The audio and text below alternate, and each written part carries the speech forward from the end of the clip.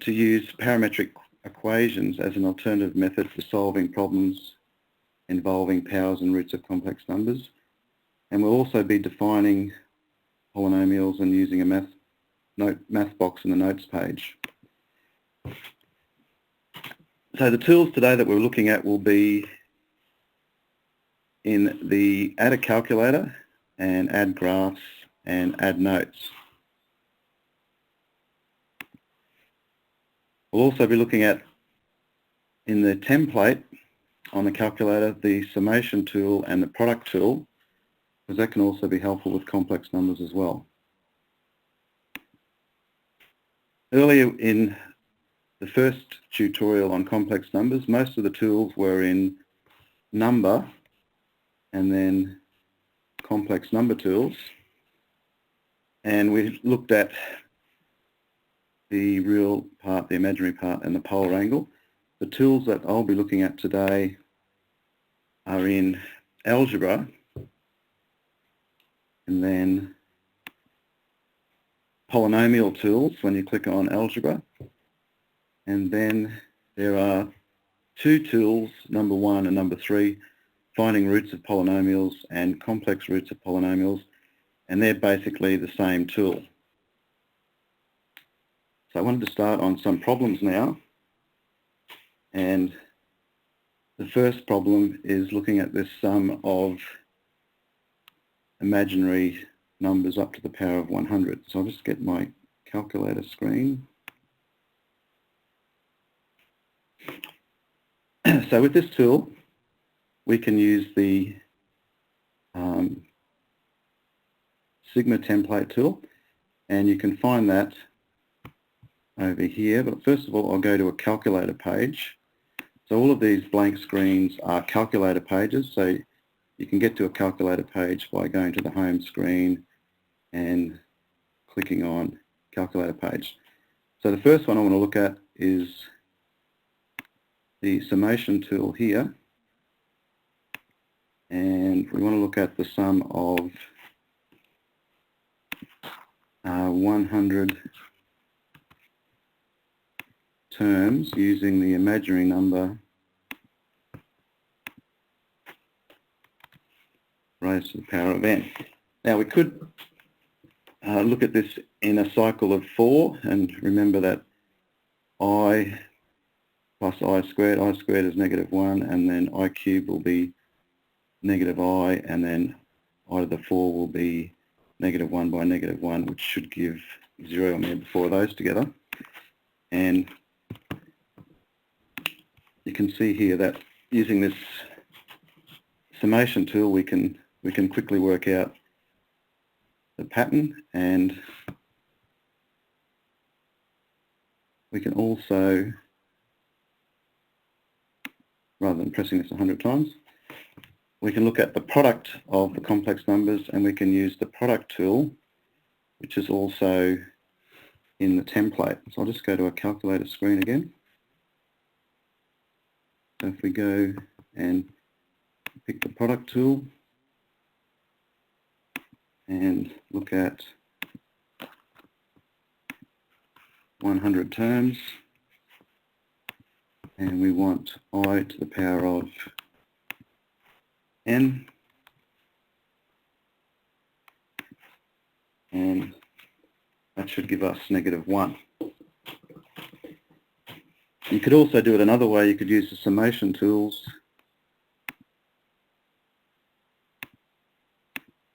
and looking at the sum of the first 100 numbers, that should come to 5050. And we could also look at using I to the power of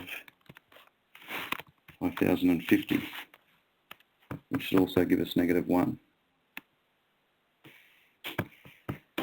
Okay. Next, looking at factorising a quadratic into its linear factors. And there's two ways of doing this. So if we go to a calculator screen,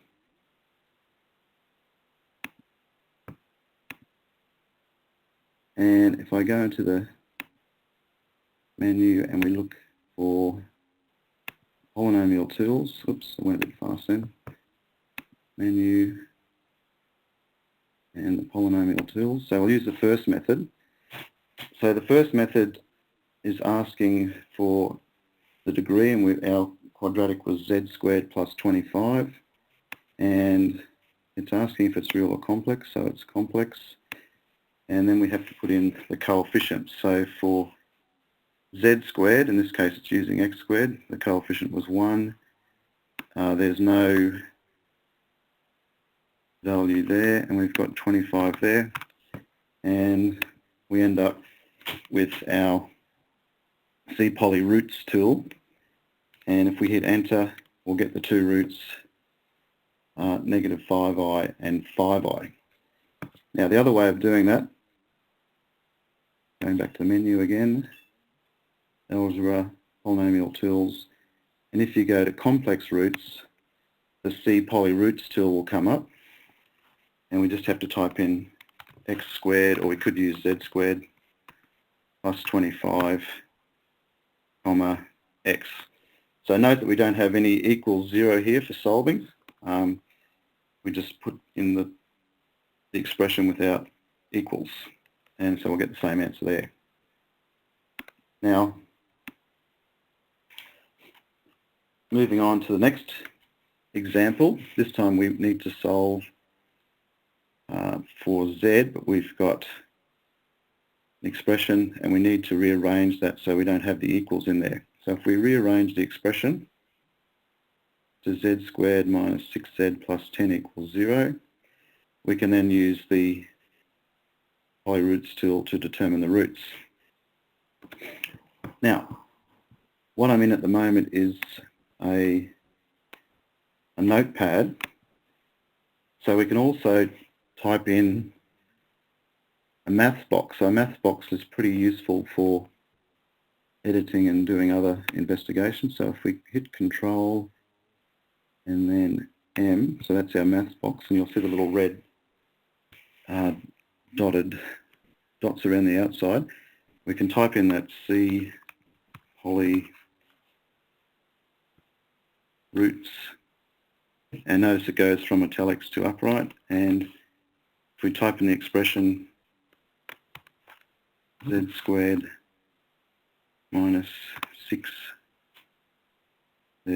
plus 10 comma 0 and hit enter, we should get the two roots. Oh, I've jumped out of the maths box. So that's a trap for players too. If you jump out of the maths box, you'll notice we don't have the little red dots around the outside. So I'm now back in the maths box. So when I hit enter,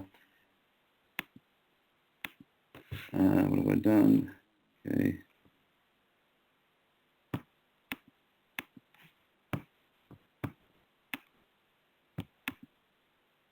Roots, Z. Oh, sorry, I've got a 0 there. So Z, enter, that's better. So the two roots are 3 minus I and 3 plus I. Okay, just with the summation tool too, we can enter a maths box. So Control M, and we go back to our template. So we could put in 100. So the math box is very handy for editing. So this is back from the previous page. And don't jump out of the maths box. And you can see that the sum comes to 100. Now, because we're in a maths box, I can quickly edit that and change that to 1,000. And it also comes to 0. So all multiples of 4 should come to 0. So if I put in 1001, I should end up with I. And you can also edit the previous expression up here. So if I change that to an 8, and don't jump out of the maths box, make sure you've got the red dotted lines around the outside, you can see I've got two real roots there. Okay. Okay, moving right along, the polynomial P of z equals 3 minus iz squared minus 4z plus 4i. Which of the following are linear factors? So the alternative answers here are z minus 1, z plus 2, and z minus 3 plus I. So we need to rearrange them. So z minus 1 becomes z equals I, z plus 2 becomes z equals negative 2, and z minus 3 minus I becomes 3 plus I. So there's two methods, two ways we can do this. We can define the function, or we can use the C polyroots tool. So with the calculator, there's normally lots of ways of doing things. So we'll look at both methods here. So we can define the function. I am in a notes page. We could do it here. First of all, I'll do it in a calculator page. So if we hit a calculator and P of Z, and we want to define that, so we need to hit Control and then our little template button.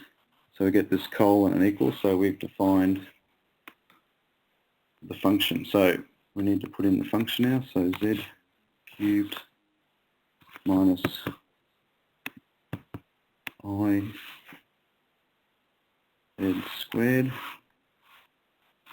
minus 4 z plus 4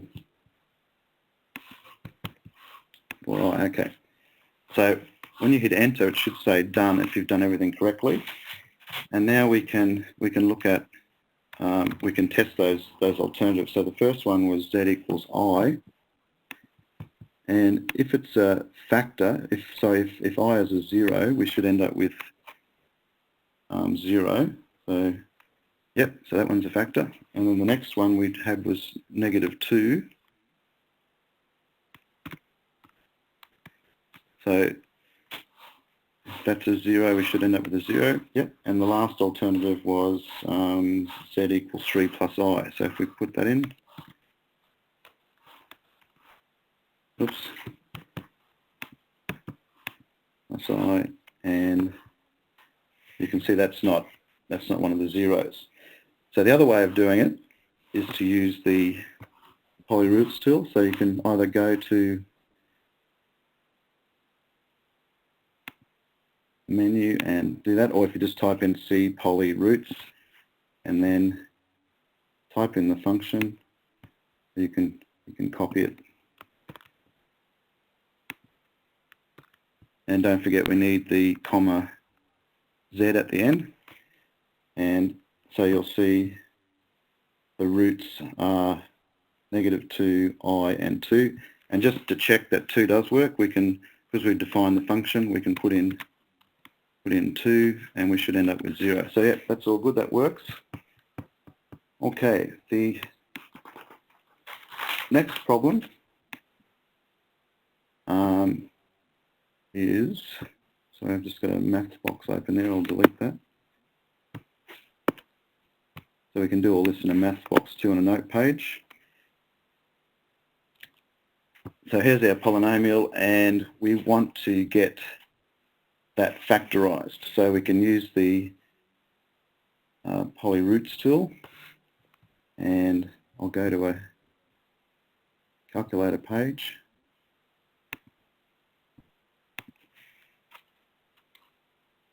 And you can type in C polyroots and then type in the function, so z cubed plus 3 z squared plus 7z plus 5 comma z. So you don't put in equals 0, you just put in the function comma z and hit enter, and there are the roots. So if we want to factorize that, we have to use the opposite. So that would be z plus 1, z plus 1 plus 2i, and then z plus 1 minus 2i. So there it is in factored form. And Okay, moving right along. The next is looking at the roots of unity for the polynomial z to the fifth equals 1.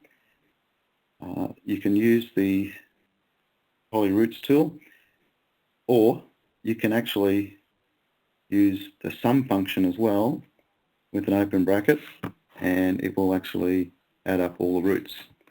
So I'll get a calculator page, and let's just type in C poly roots, and z to the fifth equals 1, so we need to write that in as z to the fifth minus 1, comma z. Hit enter, and we'll get these roots that aren't exact values, they're not surds, so they're all approximations. But if you look at the roots, I'll just go on a page here. If you look at the roots, negative 5i and 5i will cancel out because that's the conjugate part there. And then negative 0.809 and negative 0.809 plus 0.309 plus 0.309 comes to plus 1, all comes to this number down here, which looks a bit nasty. So it's negative 1 by 10 to the negative 13. So that's very, very close to 0. So that's one of the things you have to be aware of with the CX. It won't give exact values like the CAS calculator. So obviously if you get something that's very, very close to 0, it must be 0. Okay, so the other thing I mentioned was we could do the sum of the roots. Oops, I'll just go back, sorry.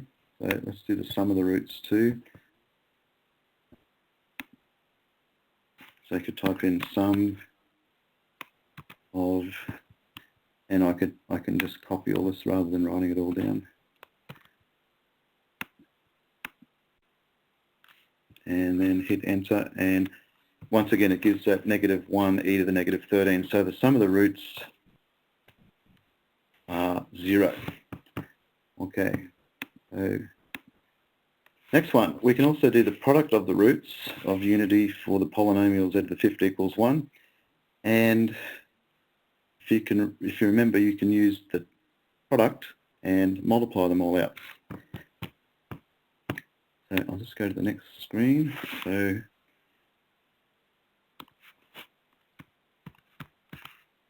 product of C poly roots, and don't forget it's got to be written as z to the fifth minus 1 comma z. So it should work out the roots and then multiply them all out, and that should come to 1. Okay.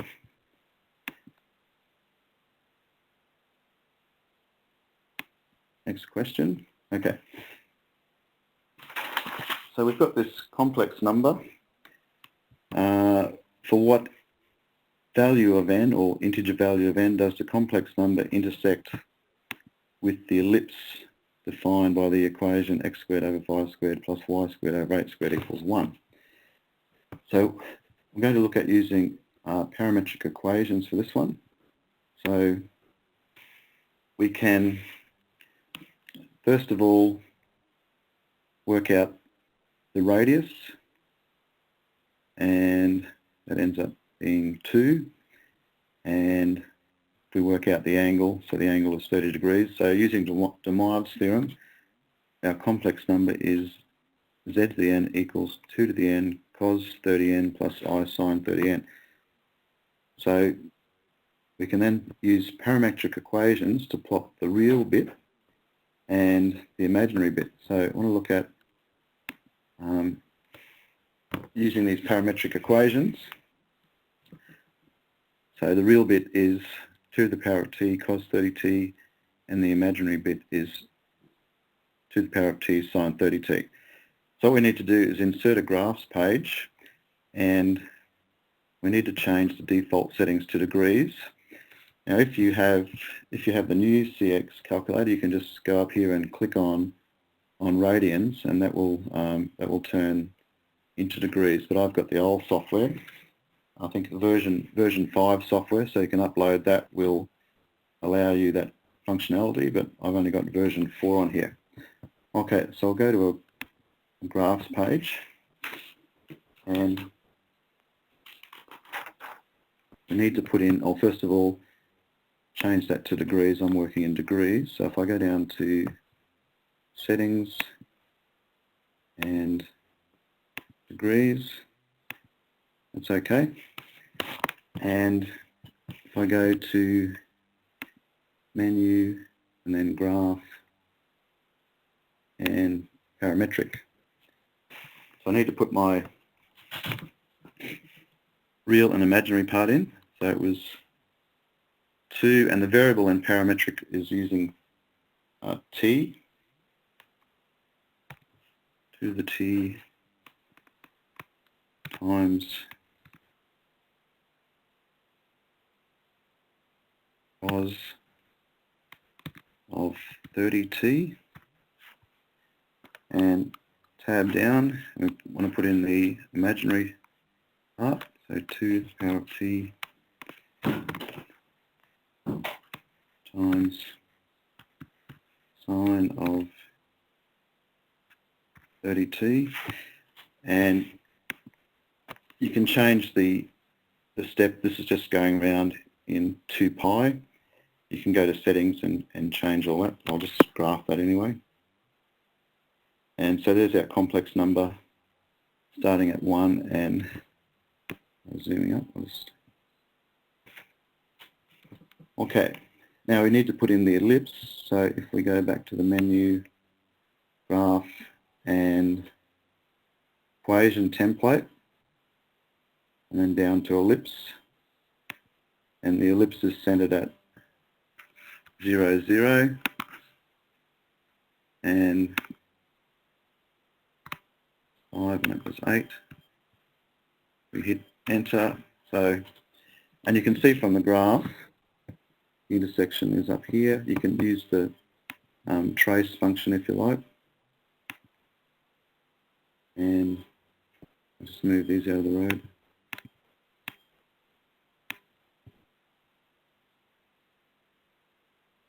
So using the trace function, you can see that it is showing